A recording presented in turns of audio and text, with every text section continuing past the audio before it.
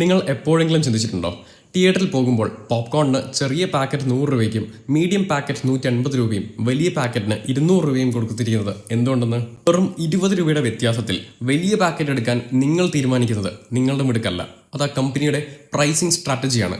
ഇതിനെ the decoy effect എന്ന് വിളിക്കുന്നു. കസ്റ്റമറെ കൊണ്ട് ഏറ്റവും വില കൂടിയ ദ യൂസ്ലെസ് മിഡിൽ ഓപ്ഷൻ, ഇവിടെ ഇടയിലുള്ള ആ 150 രൂപയുടെ മീഡിയം ഓപ്ഷൻ വാല്യൂ പെർസെപ്ഷൻ. 150 രൂപയേക്കാൾ 20 രൂപ കൂടുതൽ നൽകിയാൽ വലിയ പാക്കറ്റ് കിട്ടുമല്ലോ എന്ന തോന്നിപ്പിക്കൽ കസ്റ്റമർക്ക് താൻ ലാഭമുണ്ടാക്കി എന്ന തോന്നലുണ്ടാക്കുന്നു. ഇതിൽ അവർ 200 രൂപയുടെ സാധനം വാങ്ങാൻ പ്രേരിപ്പിക്കപ്പെടുന്നതാണ്. യോ ബിസിനസ്, നിങ്ങളുടെ പ്രൊഡക്റ്റിനോ സർവീസിനോ ഇതേപോലെ 3 പാക്കേജുകൾ, ബേസിക്, സ്റ്റാൻഡേർഡ്, പ്രീമിയം, അതുണ്ടോ? നിങ്ങൾ വലിയൊരു ലാഭം നഷ്ടപ്പെടുത്തുകയാണ്. നിങ്ങളുടെ ബിസിനസ്സിനും ഈ ഡിവിഷൻ സൈക്കോളജി ഉപയോഗിച്ച് സെയിൽസ് വർദ്ധിപ്പിക്കാൻ നിങ്ങൾ തയ്യാറാണോ? ശരിയായ പ്രൈസിംഗ് സ്ട്രാറ്റജി ഉണ്ടെങ്കിൽ കസ്റ്റമർ തനിയെ വലിയ ഓർഡറുകൾ നൽകും. നിങ്ങളുടെ ബിസിനസ്സിലെ സെയിൽസ് പ്ലാൻ മാറ്റാനും ലാഭം കൂട്ടാനും സഹായം വേണമെങ്കിൽ എന്നെ ബന്ധപ്പെടുക.